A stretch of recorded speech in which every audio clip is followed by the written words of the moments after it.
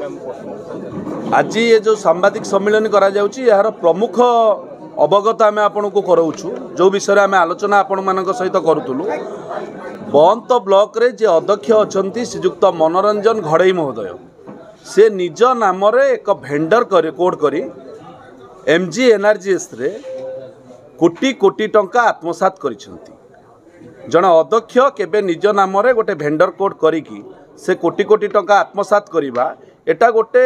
लज्जाजनक एवं अपराधिक कार्यकलाप। से सरकारी वेतन प्राप्त जन अध्यक्ष से सरकार तरफ दरमा पाउछंती एवं तापरे मध्य निज नाम रे गोटे भेंडर कोड करी से जो एमजे एनआरजीएस रो टंका गुड़ी को आत्मसात करिसेंती एवं बंत ब्लॉक रे 25 गोटी पंचायत रे विभिन्न पंचायत रु फॉल्स बिल करिकी विभिन्न कार्यर फॉल्स बिल करिकी कोटी कोटी टंका आत्मसात करा जायछि एवं कोटी कोटी टंका एई अकाउंट को जायछि। जो अकाउंट आपन को एटी हाइलाइट करा जायछि येलो कलर रे 232 नंबर सीरियल रही एथिरे लेखा जायछि एटा श्रीजुक्त मनोरंजन घड़ई जे बंत ब्लॉक रो अध्यक्ष अछंती एटा तांकर भेंडर कोड अकाउंट एवं तांको अकाउंट को जो कोटी कोटी टंका आत्मसात करा जायछि। आज बंत ब्लॉक बिजु जनता दल तरफ आमे एठी दाबी करूछु जे तांको उपरे प्रशासन को तरफ मुख्यमंत्री तरफ एवं जिला प्रशासन तरफ दृढ़ कार्यानुष्ठान निया जाऊ एवं जो भेंडर कोड अकाउंट करा जायछि जेउथिरे अर्थ गुड़िक कारबार करा जायछि से अकाउंट को सीज करा जाऊ एवं जहाँ सरकारी पद्धति अच्छे आईनगत अनुसार तांको विरुद्ध रे कार्यानुष्ठान निया जाऊ एवं तांको बहिष्कार करा। बिजु जनता दलर से अध्यक्ष नुहंती गोटे सांविधानिक पद्धति रे जो निर्वाचित हुंती पंचायत राज रो जो आपणकर जो गाइडलाइन अच्छी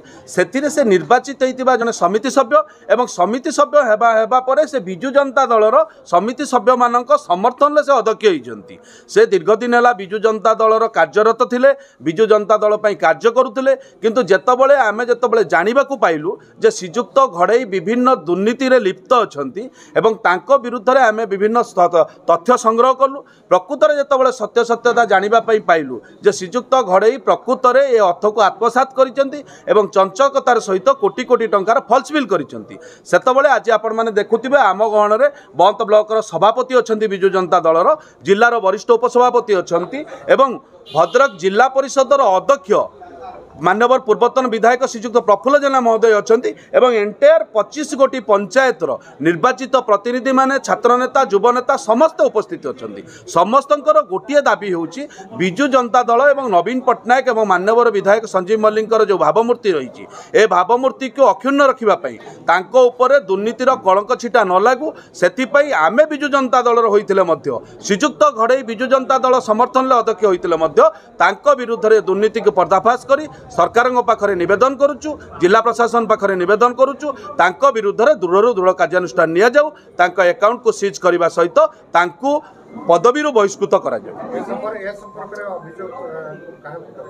ए संपर्क में आम मान्यवर मुख्यमंत्री को अभियोग करूँ मान्यवर विधायकों को अभियोग करूँ एवं मान्यवर विधायकों को अभियोग कलापर आज आपण मैंने देखुए विधायकों प्रकोष्ठ में विधायकों